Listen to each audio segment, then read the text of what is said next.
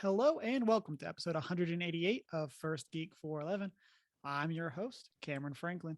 With me, as always, my best man, Chris Nicolay. Chris, how are you doing today?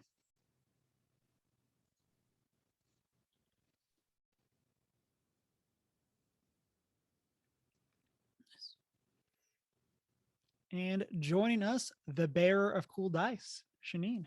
How are you doing today? Good. I did not have a long weekend, but I do have fancy dice. I did not have a long weekend either, so it's okay. This week, we're talking Advent, AI generated music, the latest Spider Man No Way Home news, and then our top 3 IPs that should get a multiverse. Before we get into that, listeners, as always, you can find us on our social media as One Geek 411, Facebook, Twitter, Instagram, etc. You can join our Discord server to chat between episodes or shoot us an email at 1stgeek411@gmail.com. You can also find our website at onegeek411.com. You can watch live on twitch.tv/onegeek411, and you can be part of the post-show chats. And then you can find the videos over on YouTube, where you can rate, subscribe, ring the bell, all of those things. Then you can also rate and subscribe wherever it is that you listen to podcasts. And then don't forget to check out our Redbubble store for some sweet merch. Before we get into our news segments, what's everyone been up to? Shanine, why don't you kick us off? Okay. With the ending of spooky season, I had to hurry up and finish watching The Haunting of Hill House. I was very salty about it for the first 4 episodes and how not at all like the book it was at all. Not even close. But around the 5th episode, I started really getting into the story that the show was telling. And while I think it is absolute trash as an adaptation, it was a very excellent show. So it's one of those where like it's good on its own, but not as like if it was a separate IP, it would be fine. Yeah. Basically, they kept that there is a house. Is it on it? Yeah. Is it on a hill? Yeah. Well, I mean, it's below the hills. In the book, it just is named for the hills that it is built under. In the show, the family that lived there is called the Hills, and that's not what happened. Yeah. And that's not even the worst thing. Is it haunted? So in the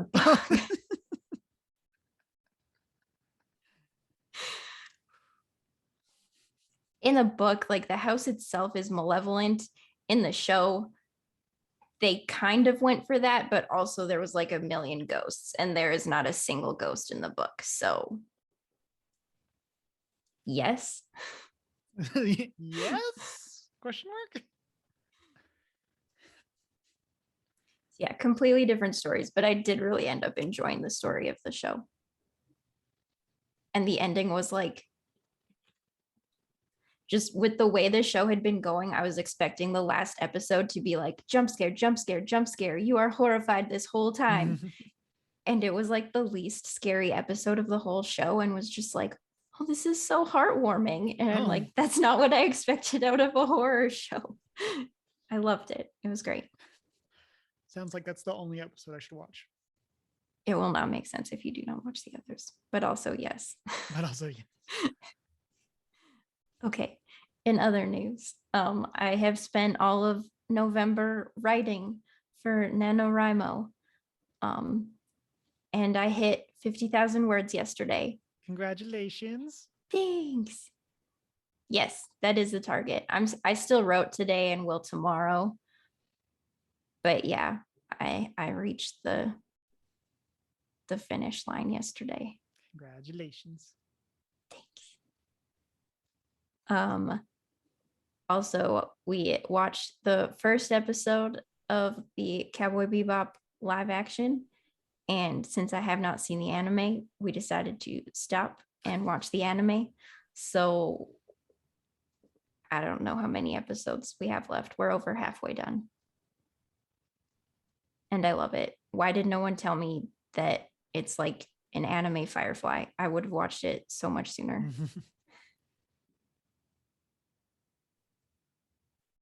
I saw Firefly first, though.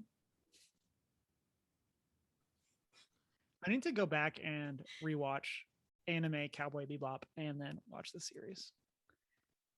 It has been a long time since I've seen it.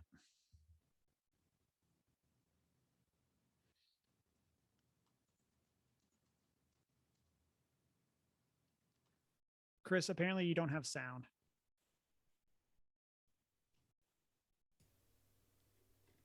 Uh-oh. This is what I get for I not don't know. unmuting. Yeah, you have sound now. Start over. I'm just kidding.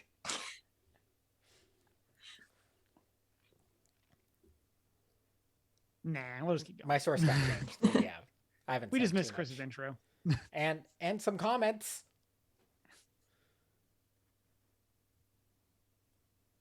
Just to reiterate, I did say that Firefly is just a live action Cowboy Bebop.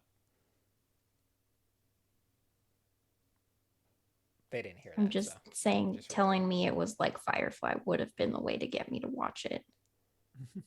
I mean, it's not something, because it is older, that I've been like recommending to people, so I wouldn't have even thought about it unless it was for the live action being released. But yeah, Cowboy Bebop's wonderful. It's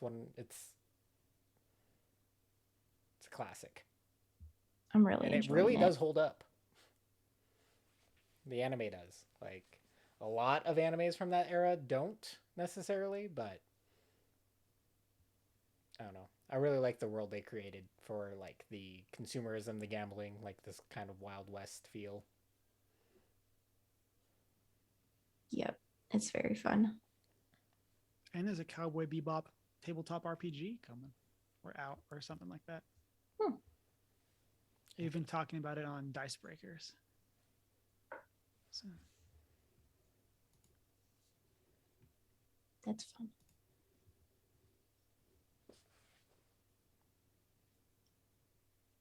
All right. And also, worlds collided, and our podcast hosts finally got to see each other face to face. Two of them, anyways. Chris came up to Canada. I did. Woo. And I watched the first episode of Cowboy Bebop with him. Yes. You were there for the Bebop. At least the live action. I wasn't there when they started the anime. But anime is wonderful. I will say the first episode of Cowboy Bebop, it just starts strong. Like, they almost did kind of pull a frame for, like, scene for scene kind of feel. But yeah, I've been enjoying it so far. So this means Chris is the only person on the podcast that has met everyone else on the podcast. Yes. Are you surprised? I'm not. I mean, you do live way closer geographically to Janine than the rest of us. It's true. And it's still a 10-hour drive. Because that's how big Alberta is. Like, that's halfway through Alberta is Edmonton. Granted, I don't know what's north of there. Really nothingness, but Not much. cold The and void. nothingness. But yeah. And while I was there, it was determined that Texas is the Alberta of the US. I would normally say, like, since I'm in the US, that Alberta is the Texas of Canada, but I have a feeling everything actually is bigger in Alberta. With the exception of population. But alas, everything was huge. Everything was gargantuan. But yeah, that's something I did a couple weeks ago. It was a great trip. Finally, they took me to the mall. It was fun. We went to a British novelty store, and I drank Iron Brew. Robin Sparkles would be proud.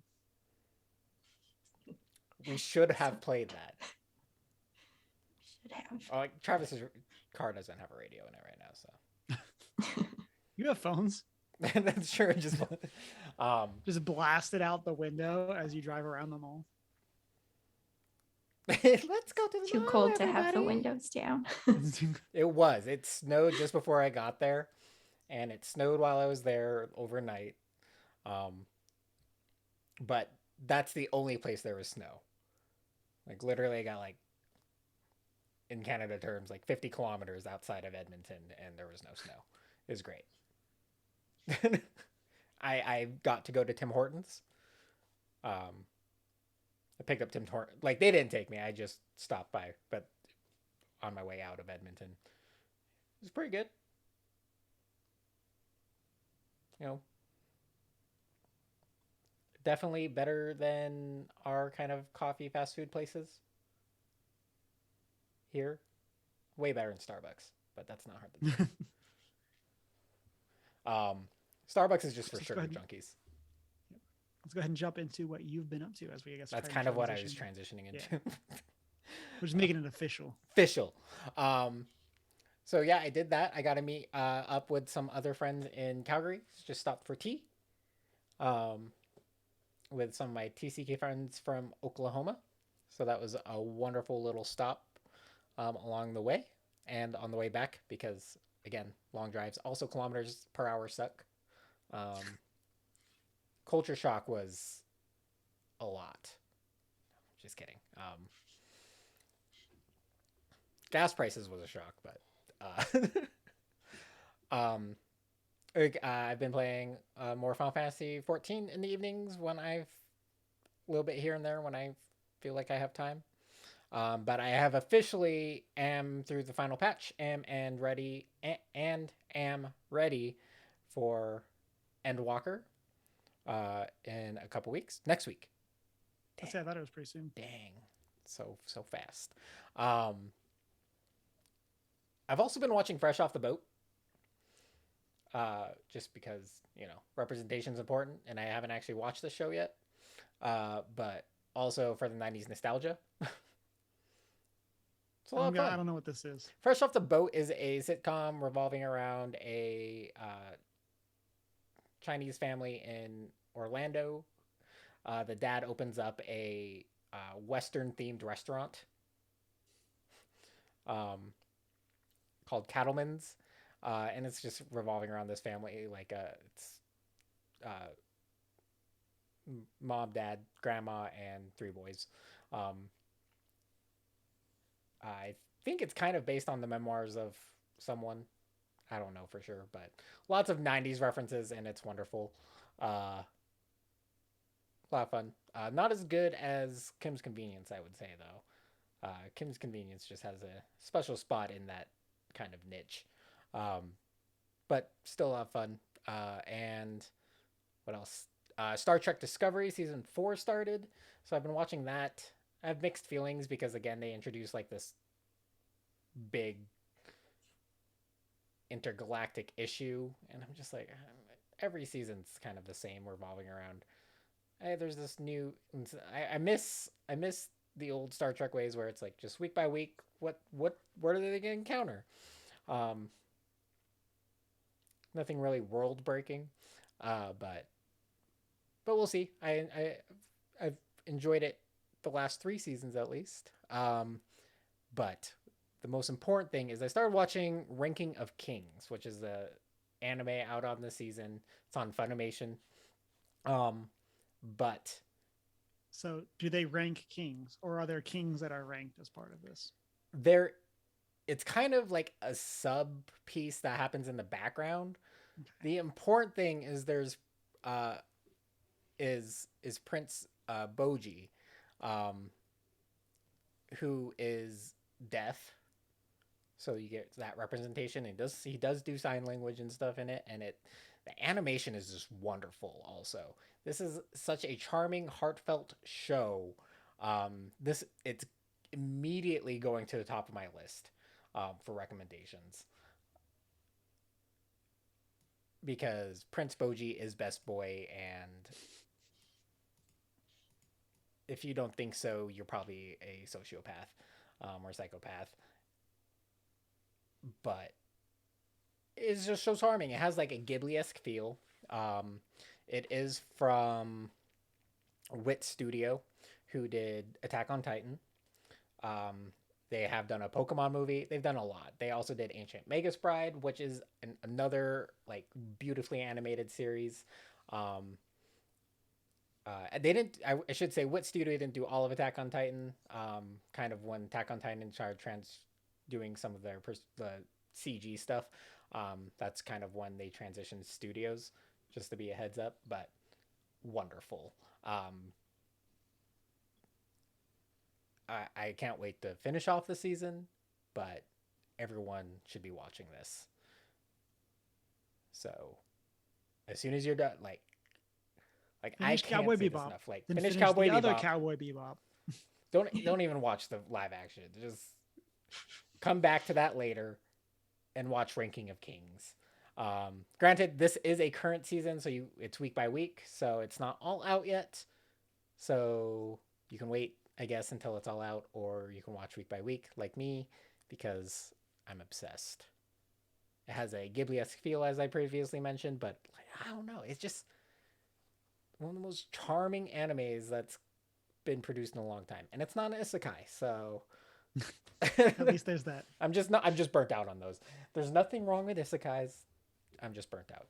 But yeah, It's not you, it's me. Yeah. Well, it's them. They're just doing too many. Just take a break, guys. Make something like this, Ranking of Kings. Make it charming, lighthearted, fun, and beautiful. And I will watch it. And I will probably buy all the merch relating to this because this is... Yeah, so far this might be one of my favorite animes of all time. Granted, I don't know yet. It's not done. We'll see how we do in the actual Ranking of Kings later as we move forward. But yeah, every character is just so well done too. So like I haven't like we don't not a whole lot of development for others, but they're so well designed.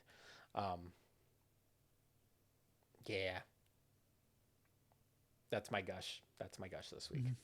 Is Ranking of Kings. Prince Boji. May he forever reign. He's not even king yet, but not even king yet. So for me, got 2 games and 2 shows to talk about. We watched the first 2 episodes of Hawkeye. I'm assuming neither of y'all had had a chance to watch yet. Okay. I figured it would have come up. But Kate Bishop, amazing. Love that they're bringing her in and getting to kind of see her side of things. Clint is, of course, best dad in the MCU. And so it's been pretty cool getting back to see those characters. So far, I like that it seems to be a much more grounded story. It even feels grounded compared to like Falcon and the Winter Soldier, where it's this big like global like globe-trotting show. At least from what we've seen so far, it feels like we're going to be in New York City for the whole thing. And so it's kind of fun just to get that local conflict again. And so I've really enjoyed what we've gotten of that. I'm very hopeful for getting to see some cool Clint and Kate shooting a bunch of people with bows action. That's definitely the what I'm hoping we get more of as the series goes. And then with my family for Thanksgiving, we did a murder mystery. I have made my stance on puns well known. Of course, it was the person that we most medium expected. I say that in the sense that it was like literally the first person that we thought it was first, and then we wrote them off. So like, you know. It was Cameron the whole time.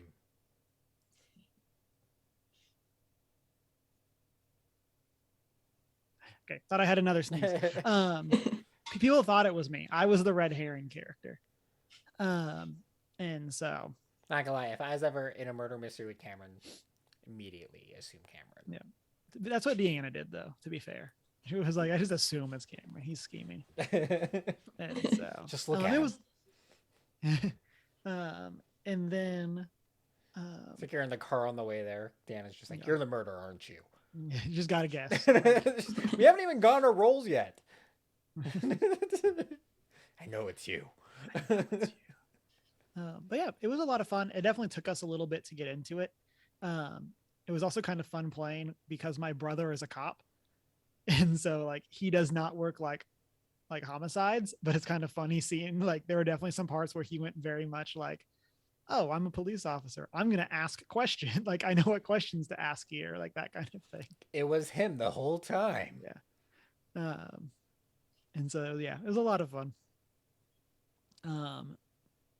And then for Small Business Saturday, we went to my LGS and picked up some new board games. So far, we've had a chance to play one of them, and that is Parks. Have y'all heard of this game? I've heard of it. Okay. So for the base game, the premise is that you're hikers and you're walking and hiking and exploring the U.S. national park system. So like specific cards are for specific parks. You win by basically having the best year hiking out of all the players. It's super zen.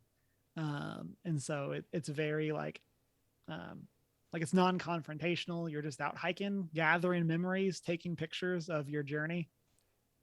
I'm not sure how and I trying feel to visit about as this many game. parks as possible. What'd you say, Chris? Said I'm not sure how I feel about that premise. But you can go to Yosemite. I can go to Yosemite. Right. And you could play parks there, Chris. We're gonna play parks in every national park. Yeah. Okay, I'd be okay with that. Like camping trip, bringing Yeah, this parks. sounds like an We're gonna play achievement unlock kind of parks thing. in every park. Because I think it's like 45 parks in the base box. And so, but yeah, so we've played it once, had a lot of fun. We also got, I think it's Harry Potter House Cup Championship, something like that, which is a worker placement. And then we also got Gloomhaven Jaws of the Lion. Ooh. Which we have not started yet, but we went and punched everything out that we could for all the games. And so we'll be ready to you going. have to block out time for Gloomhaven. So yeah, like it's not a, you guys want to play Gloomhaven? Yeah. Thankfully, since this is Jaws of the Lion, it's not going to be too crazy. It's not as crazy, but compared still. to the actual game. But we got to get ready because we have Frosthaven coming eventually.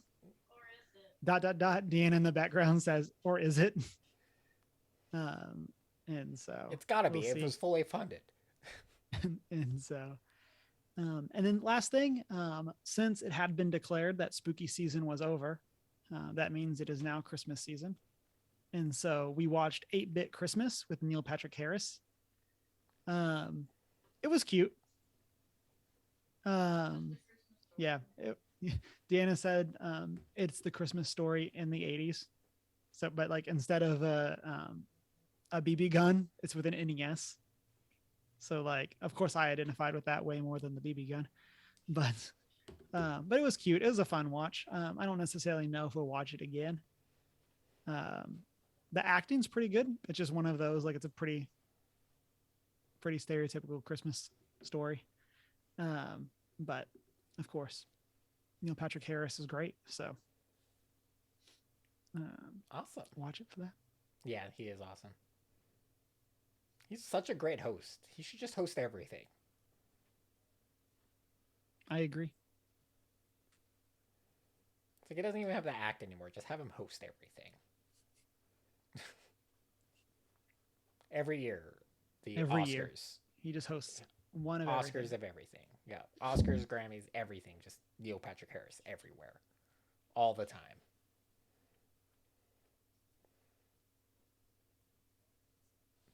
That, like I said, let's jump into our discussion topics for this week. Shanine, segue from 8-Bit Christmas into your topic. Indeed. Advent started yesterday, officially.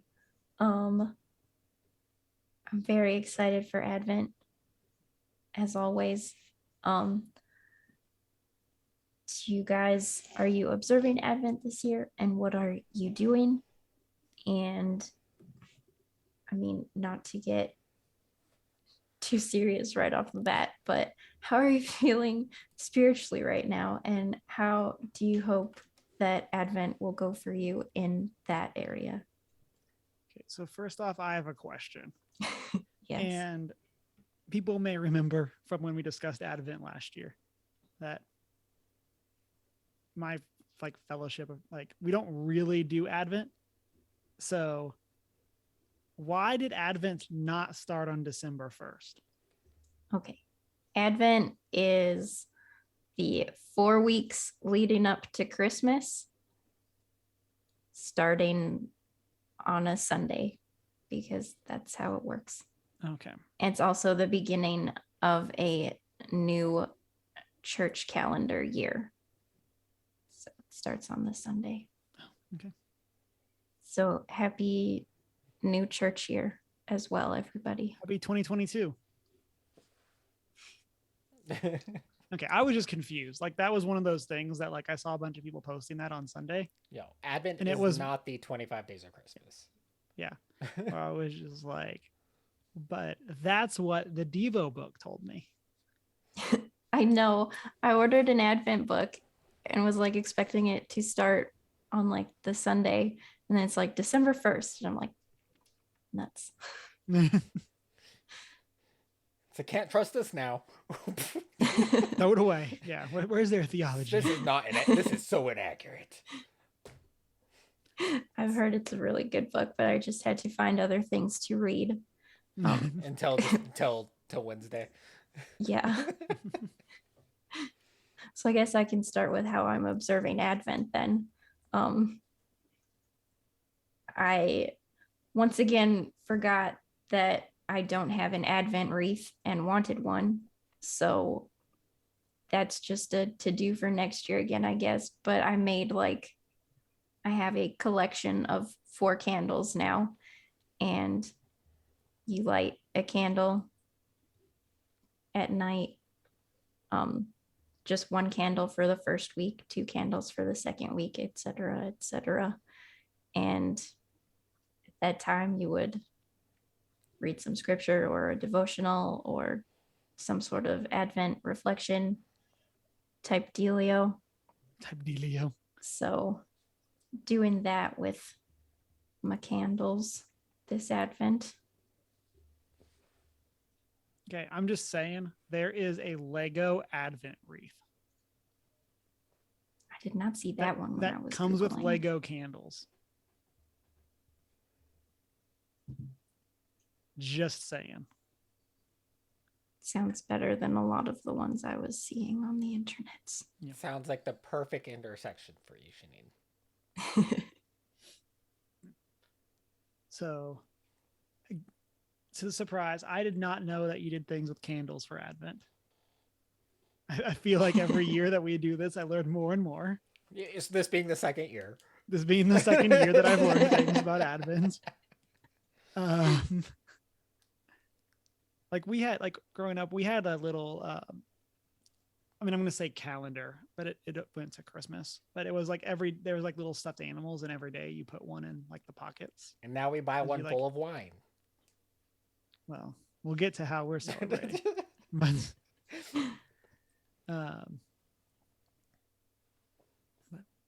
yeah, I was not even aware that there were candles. Like, did not know any of that. I mean, we kind of talked about the candles with name blank. Evan and Rachel. Yes, Evan and Rachel, when they were on, they did bring up the candle thing a little bit. So for me, I'm not necessarily doing anything, but because it's about preparation, I'm going to research Advent this year so I can do Advent next year. Be 4 weeks of research. And then I'm going to be an Advent pro. And then I'm going to forget about all that research and be completely unprepared. The day after you finish. Once something else grabs my attention. And I'm also doing 4 4 posts every Sunday at thehootandhowl.com for Advent. 4? 1 post per Sunday. Oh, okay. Okay. 4 Sundays. Yeah. No. I thought you were saying every Sunday there were going to be 4 posts. Like, I'm no. like, dang, Janine, girl. how did you plan this during NaNoWriMo? Words started coming out of my mouth and the sentence got away from me. But there will One be of a her post every characters actually Sunday for wrote all of Advent. them, so she's just using those. It's all inward. That's awesome. And the first one is up, obviously, Wait, where's it up? at thehootandhowl.com. Whoa. For us, we have Lego Advent calendars. And so mine is Marvel, Deanna's is Star Wars. And so we'll be doing that. And then that's about as far as we've gotten. I'm going to try to read back through Evan's book and actually do it as like daily like Advent stuff this year. Since last year, since we're trying to get it ready for book club. We read it much quicker than that. And Yeah. so that's definitely something that I want to go and do. But yeah, other than that, I don't really have a plan. Yeah. I always mean to have big plans. And then I'm like, oh no, Advent's tomorrow. Doesn't help that you spend a month like leading into Advent writing. It's like, oh, that is a thing that I haven't had much time to prepare for. Yep. Yeah, November just kind of didn't exist for me. Into the abyss. Like I'm still blown away that we have 1 day left of the month. I know.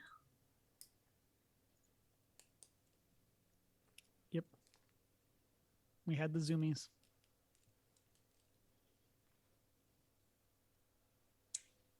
All right. And as for how I'm spiritually feeling about Advent, I feel like right before Advent, I'm like coming down off of spooky time and I'm like, yes, Christmas. And then Advent starts and I'm like, oh man, I'm not feeling this anymore. Like as soon as you get it, then it's like, oh, well, it's here now. Yeah. I don't know. I think life has been hard lately, and my go-to coping mechanism is to not do anything about it. So I like to ignore all the things that are good for me, including Jesus. So I am looking forward to Advent this year for that reason, just so that I'm purposefully focusing on Jesus more.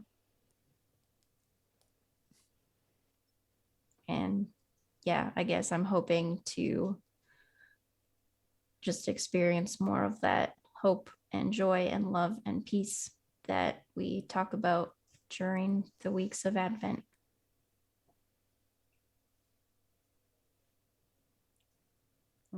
I know, Shane, you and I had a good conversation about it way back in like Easter time, about like spiritual growth and spiritual development in 2020/2021.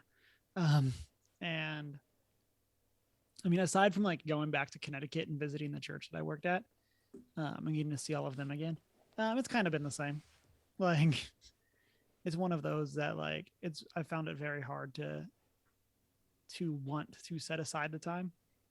And so I'm hoping that like, especially like having a plan, and a plan that doesn't rely on me like setting aside a large amount of time. I'm hoping that that's something that will kind of help me refocus and get back into wanting to do that. Just since it's been like this year has just been so rough with that. For me, I've been pretty good at being intentional, like setting time since like fall. I mean, but like I definitely there are periods where like either like when I get a little depressed and I just don't do anything, and then you play catch up. So I've been playing a lot within that manic versus depressed states here and there with it. Um, but I've been in a really good place for about 6 weeks. Um, yeah. Um, Kind of burnt out after my longer road trip out to Seattle and Washington. But then when I was doing all that reading, and I have been reading a lot, like that's been helping a lot. So yeah, I think I'm in a good spot there, and I'm looking forward to kind of now doing like more research into Advent and like adding that to my reading list.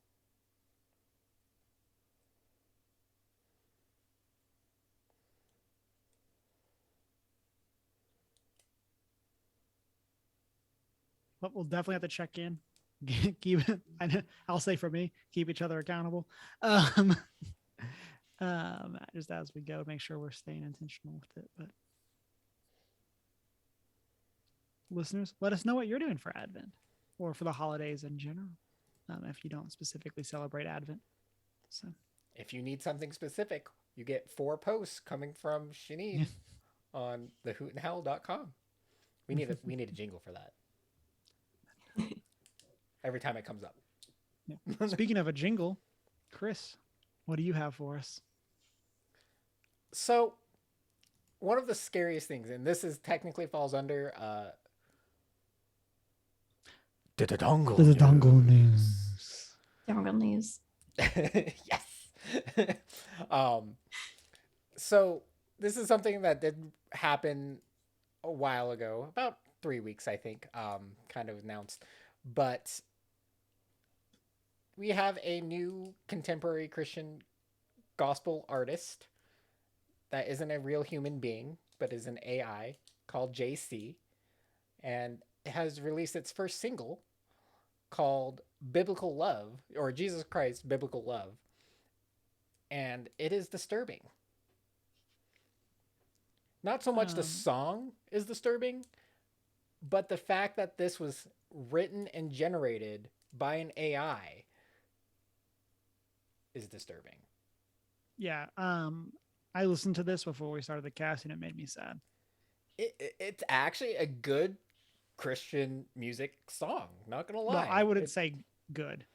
I It is wouldn't say it's indeed bad. a Christian music song that you would hear on the radio. Yeah, which is a part of it. So like they fed a lot of contemporary music, Christian music into the AI, and it generated this. And this technology scares me more than anything.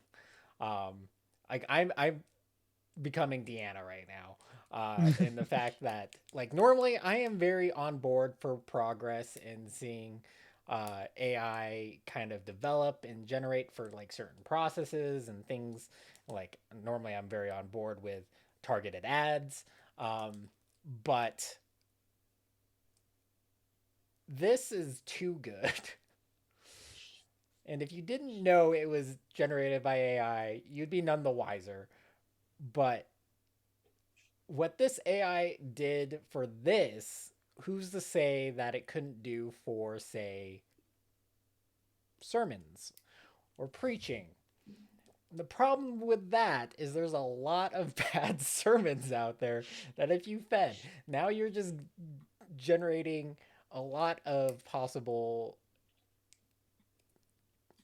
like, just thinking about the nature of the evangelical church and some of the preaching and nationalism that comes through that, like developing a very charismatic fake preacher that exclusively is built on what's good and successful within that realm freaks me out because it can reinforce biases. It can do so many things, and I'm worried. What do you guys think? I mean, it's freaky. Granted, Janine hasn't listened to it yet. Check it out. At least, like, listen to like a minute. So, yeah, like I said, this made me sad. Not again, not necessarily because it's bad, but very much because this is the type of thing I could definitely see playing on the radio. And it's one of those that's just like, what's the state of contemporary Christian music? It's been the same since the 90s. Right. Nothing's changed.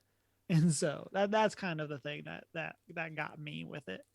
Um, and then I think something interesting to that what you said, Chris, is that I think it'd be very fun to feed through a lot of like theologians that we never really, or we don't have any recordings of, like feed their books or feed their letters or whatever through, and then just like, what's the sermon that gets spit out for Bonhoeffer?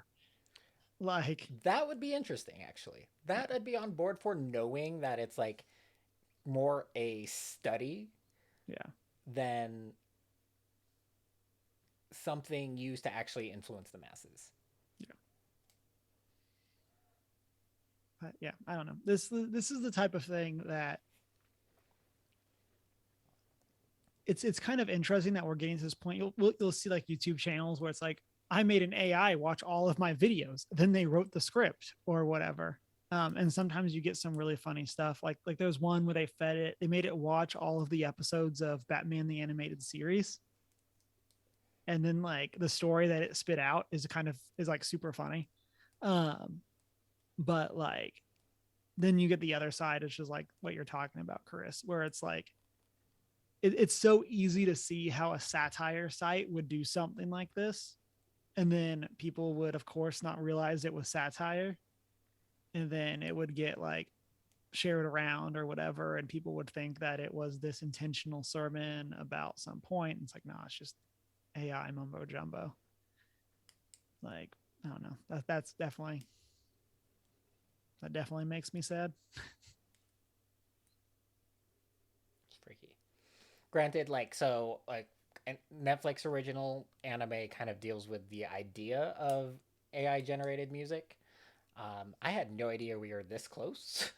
So on that, sorry, that it's Carol and Tuesday, and it's a really good. But it's really about how that has become the standard. That anime is about where this has become the standard, and watching these two individuals, or like this duo, kind of break through that and kind of becoming like rehumanizing the industry. Um, also recommend that anime. It's actually really good, but not before Ranking of Kings. Prince Boji. Um, but yeah, did you get a chance to hit play on that, Janine? No. Just listen to a few seconds. Yeah, I want you to listen to like 5 seconds and give us your first thoughts.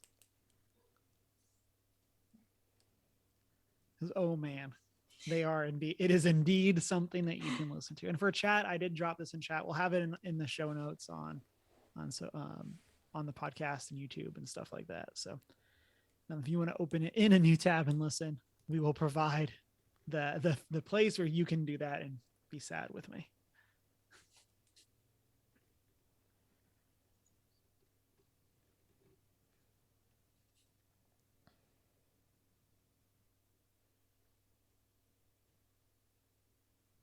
I feel like there's so much anticipation. I know.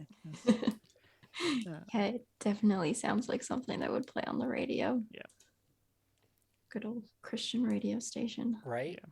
And that is completely generated, though. Like, that's not a real human voice.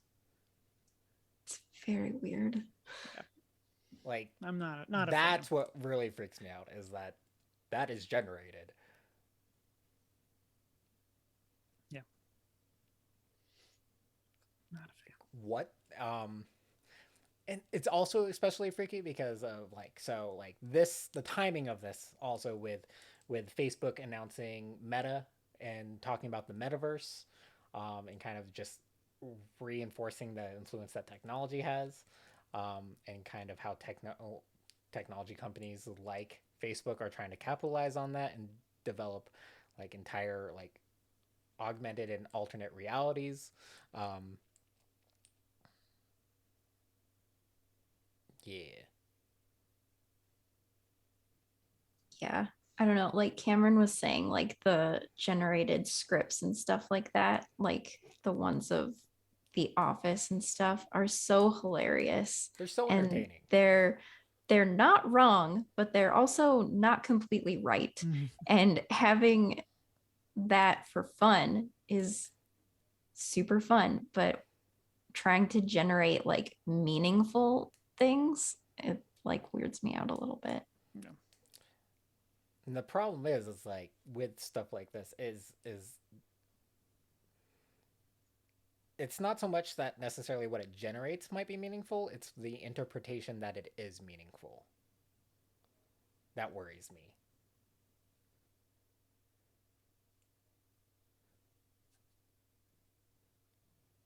It's like AI just should like yes, the church should utilize technology. Not AI though. That's But not just this not this. technology. Please don't. And it's mostly like, so I've been listening also to like the Fall of Mars Hill, the Rise and Fall of Mars Hill, and like a mega church like that that might possibly use something like technology like this worry worries me. Um, just like the misuse of that position um, can have very bad consequences. Well, now that I'm not going to sleep tonight, let's Right. go ahead and get to my topic. You're gonna fall So asleep we listening can, to biblical I love. can try to forget about all of that. It's just gonna. Well, it's like, this isn't real. This isn't Yes. real. I just don't want to believe any of this. And so for me, we got some Spider-Man news. It's kind of more Tom Holland news, I guess. But after some speculation, some Sony executives have said that they have plans to continue working with Tom Holland and Marvel into a future Spider-Man movies, potentially another trilogy centered around Tom Holland's Spider-Man. This kind of got sparked because Tom Holland said he wasn't sure how much longer he was going to play the character. And so like he kind of did some of this to himself, but it was a very thoughtful line. And so I want to read it. He goes, this is part of a bigger interview, but he says, maybe it's time for me to move on. Maybe what's best for Spider-Man is that they do a Miles Morales film. And I was like, Tom Holland, good on you. Like, I think that's the kind like that intentionality of thinking of like, what does this character actually mean besides me just playing the character? I think that was a really cool. Like the producers in them don't approach Tom Holland with anything until last minute because, right. it's Tom Holland. You literally can't tell him anything. He's like, yeah, we haven't approached him with a new contract yet because he'll immediately go out and say. There's some funny memes with the last Spider-Man No Way Home trailer with speculations and things that weren't shown in the trailer. And there's scenes where like people are like zooming in on Tom's face. And it's like, is he sad because he can't talk about things? Like, but yeah, so I think the part of that that's most interesting to me is that idea of a whole new like trilogy of Spider-Man movies. Obviously with No Way Home, this is like his third actual Spider-Man movie, but I think that it's safe to say he will have spent more time on screen as Spider-Man than any other live action actor. Through all the other appearances in different films and stuff. So it's kind of interesting to see what would 3 other films look like, let alone all the fact that like literally anything could happen in No Way Home. Like, what does that mean? But so what do y'all think of a potential future 3 more Spider-Man movies? I'm pro. Like even like Tom Holland is a great Spider-Man, and I like the idea of him at least continuing to be a part of the MCU. But I do like his acknowledgement that, hey, Miles Morales is a wonderful character, and I would love to see a Miles Morales in the MCU, for so many reasons.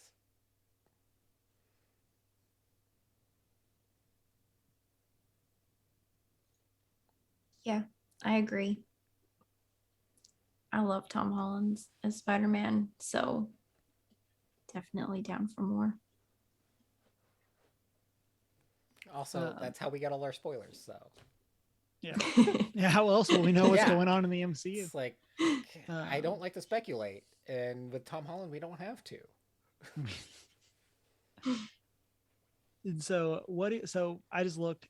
Currently, the Spider-Man movies have come out at one every 2 years.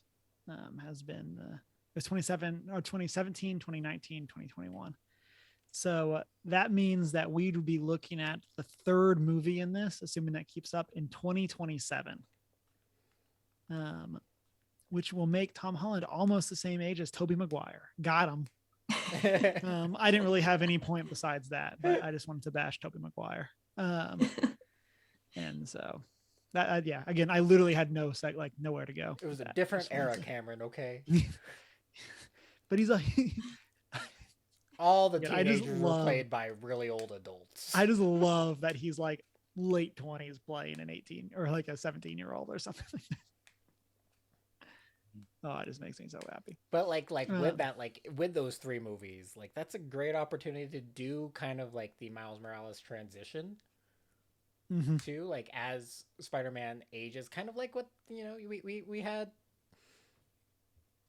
in Into the Spider-Verse, kind of had taken Miles Morales under his wing, and that'd be a cool like nod to the best Spider-Man movie of all time. I know that's kind of the thing that I'm hoping for. Like, we've never gotten to see an actually older Spider-Man. Again, shots fired, Tobey Maguire. But like in terms of seeing what does, like, this is why one of the things I loved about the video games, and one of the reasons I spoke so highly about their take on the character. Like, we're getting to see an established Spider-Man that's in his like mid-20s. And so I very much like the idea of like getting to see what does like the on-screen Spider-Man look like after he's like literally saved the universe and like is now like still just trying to be friendly neighborhood Spider-Man. Like, but yeah, I don't know. I'm super curious. You're causing controversies in chat, Cameron. Yeah. Avoided Eyes is saying Tobey Maguire doesn't deserve this slander. And I would agree. It's a different era, okay? Choices were made. And they weren't necessarily his. Yeah, they were indeed choices. But yeah, so listeners, let us know. Hit us up with any of those Spider-Man theories over in the Discord. And so as we get ready for our top three, we of course have some announcements per usual. Who all is streaming this week and what are you playing? Yeah, I'll be streaming tomorrow night, probably finishing up Little Nightmares. So what I hear is spooky season's not over. Spooky season lives on in our hearts.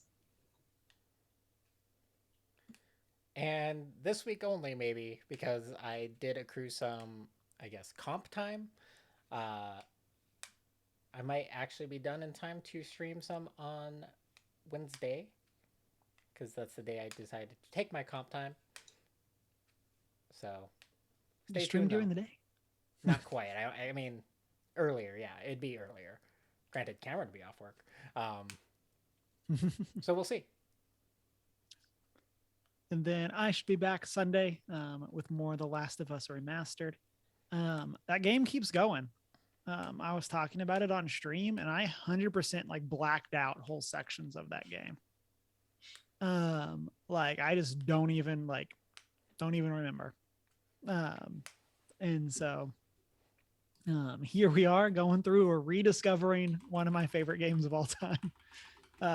And so, and then Our next book club on The Witcher: The Last Wish will be December 23rd, that Thursday before Christmas. And then, yeah. And then I think we decided after that, we're going to be taking off that final week of Christmas. So just as or the week after Christmas. I'm sorry. So What just was that as a schedule heads again? up for everyone. What? We're taking the week off after Christmas. So Yep. next week we have what? Next week is normal week. Normal week? Yep. Okay. Sorry. I zoned. So let's get into our top 3 for this week. Listeners, if you're hanging out in chat, feel free to play along. We are talking our top 3 IPs that should get a multiverse. And then, of course, I also want from each of you, what makes a good multiverse story? And how does that tie in with your picks? Shanine, this was your choice. What do you got for us? Oh man, not a lot. Okay. My first one, I have to say Doctor Who. It's not already one? I thought we established that it officially is with the Ruby's Curse. The book is a multiverse. Sorry. I mean, it's there's Bookception, but it's in the same Booksection. universe. Is it though? Yes. I think like we've seen different versions of the same Doctor meet up, and I think seeing different doctors from different universes would be fascinating, and also would be a great way to write off this fake doctor that Chris Chibnall has written in that I refuse to acknowledge. Is that the War Doctor? Who's this fake? No, I can't remember what they're calling her, but I'm not impressed. Oh.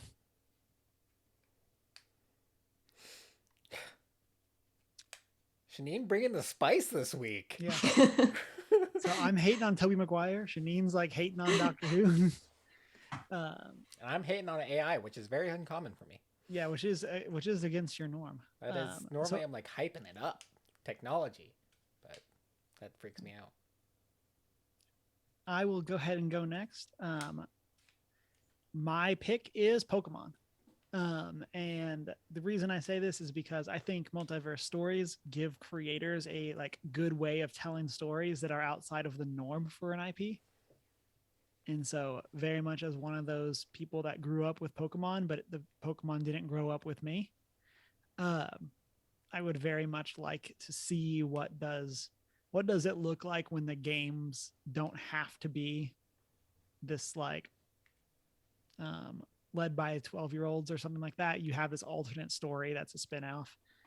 You can acknowledge the different versions that exist of like somehow we're aware of all of these Pokemon, even though like half of them literally don't exist in this world. Not half of them, but even though there are some that literally don't exist here. And I think it would be one of those things that would let them tell a different style of Pokemon story that a lot of fans like myself would be very interested in. Yeah. They're kind of doing it with Legends Arceus, where they're telling like this prequel story that doesn't have to fit into the established canon really. But there's a canon to Pokemon? There is. I thought there's just new creatures every a story. few years. Yeah. There's just random 12-year-olds catching them all, or 10-year-olds catching them all. Like, but no one else has ever thought to do this. Bully trainers along the way. Yeah. For me, my first one, since Emma's not here, I'm taking it, Horizon Zero Dawn. Mostly because I like a couple of different things. I think it'd be interesting to retell the story of Horizon, assuming that there wasn't a catastrophic AI malfunction and that everything went according to the plan, and you awaken to a world and it's really just a sim game, and you're just farming and living in peace with these awesome mech ecological creature things just doing their job. And I think that'd be super entertaining. Or like I feel like just because the premise of Horizon Zero Dawn, there's a lot of different routes you can go with that world. Not necessarily, don't get me wrong, we love Aloy, but like revolving around other characters or possible other protagonists, or what if Aloy actually wanted to become like the ultimate controller of the mechs and ruler of the world? Be super entertained because she could do it. Yep. What if Aloy is the bad guy? Yeah, not necessarily a bad guy, just super egotistical and sees that without her guidance, the world is just going to continue to devolve. Yeah. Okay. Shanine, back to you. Okay. My second one is gonna be Attack on Titan. I wanted to pick an anime one. I think this one would be less of like a multiverse, everyone coming together to fight the threat to the multiverse, and more of a seeing alternate timelines. Like, what would Aaron's life be like if he was happy? What would Mikasa do if she was free to do whatever she wanted? And it would be very heartfelt, and there would be lots of crying.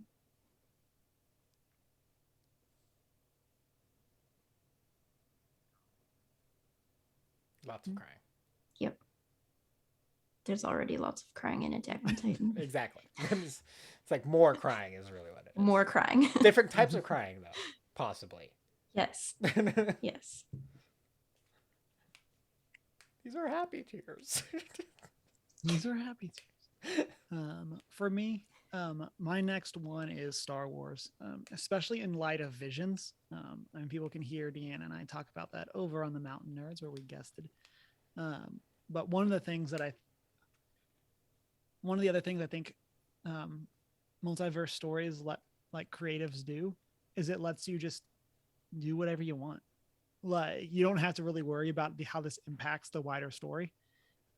And for an IP like Star Wars that is very focused on like keeping things relatively in line throughout the movies, at least what we've gotten so far. Like I think it'd be very interesting to see like what does this is a multiverse.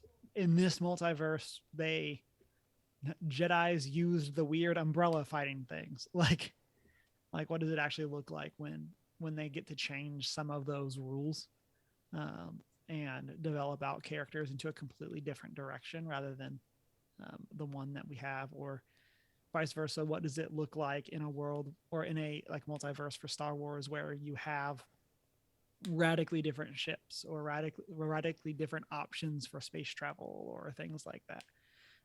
Getting to play with those rules that you can't really do in like a major motion picture or something that's more canonical. So also make it anime. Yes, I agree. Again, everything's better as an anime. Mm-hmm. Or most things are. Yeah. I'm going through like all like the things I love, and I'm like, that is already a multiverse. Yeah.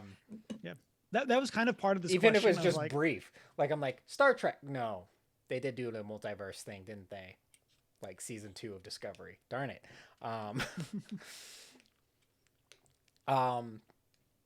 So, and I'm like, Final Fantasy. Nope, that is a multiverse.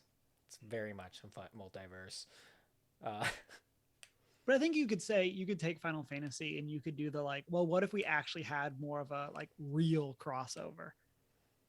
Like outside of like the fighting games or mobile games or whatever. I mean, Final Fantasy Tactics has a crossover with 7. Yeah. And Final Fantasy 14 has a crossover with all of them.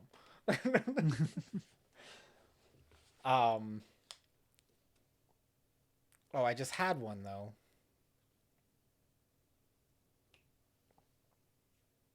Darn it.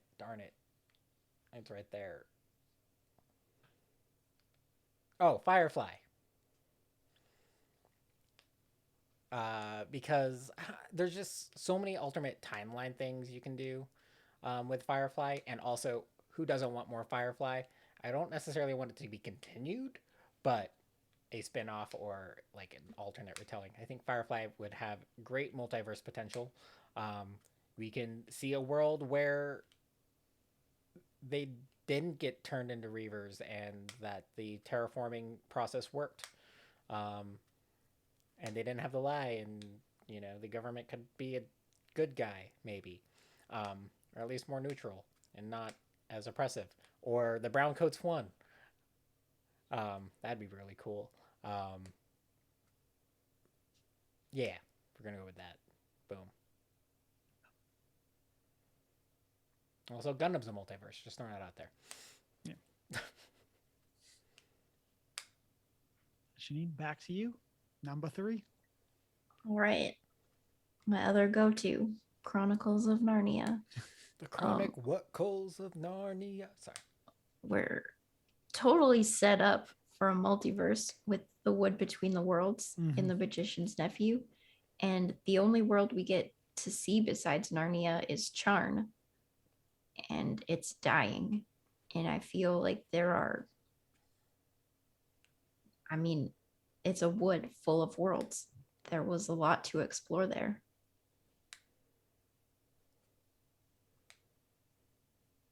I'm just going to throw this out there. What if the Chronicles of Narnia is actually a multiverse to our current world? And we're the multiverse. And Aslan was actually just the form that Jesus took for that world. Boom. Headcanon confirmed. Think about it. Think about it. He wasn't an allegory. He was Jesus.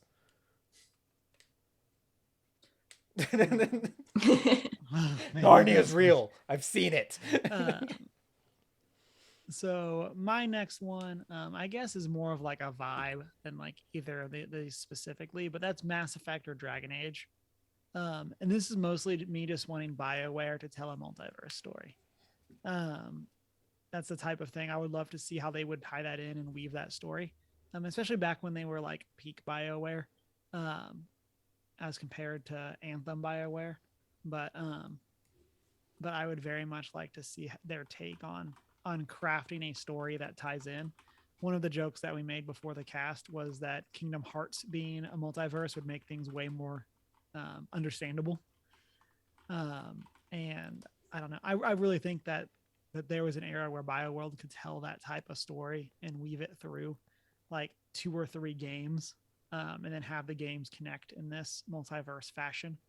And you could get like a very cool, like I wouldn't necessarily want to specifically do this because the power difference, but like you could have like the shepherd character from one game show up in Dragon Age, like that kind of thing, and getting that hype moment of like kind of similar to Portal's opening in Avengers Endgame, where you could have the universes collide and you get to see these characters that you didn't know could interact actually coming together. I think it'd be great. I'm intrigued. Well, if they are a multiverse to each other. Yeah. There are like references to each other within the games, but that's a little different than being an actual multiverse.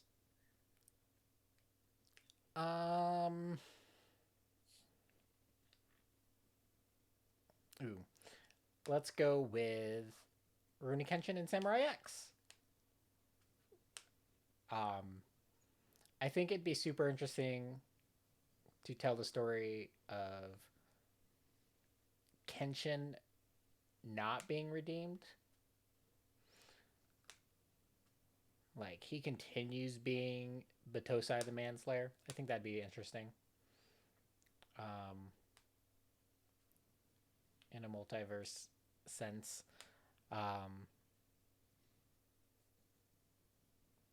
Yeah, that's all I've got. This was a hard one. Because every time I thought of something, I'm like, that is one. That is ready. It's done.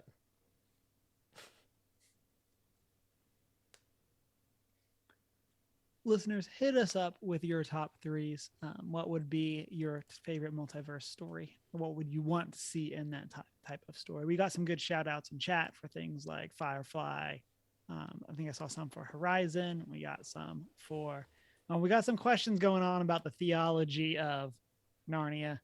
If it was an actual multiverse. So some great conversations going on. And listeners, as always, remember, if you want to be part of those, you can hang out with us, be part of those post-show chats Monday nights, 6:45 Mountain Time, right here on Twitch. Check out the videos later on YouTube, and you can also find us on our social media as OneGeek411. You can join our Discord server if you want to chat during the week, or shoot us an email at 1stgeek411@gmail.com. Then you can also rate and subscribe wherever it is that you listen to podcasts, and check out our website, onegeek411.com. And then if you want to chat with us personally, you can do that at our personal social media. Mine is Humar Whittle. I'm the Hoot and Howl on Twitter and Hoot and Howl Tales, TALES on Instagram. And I'm Not So Foreign. And it's been a great week. Wash Read them a book. hands.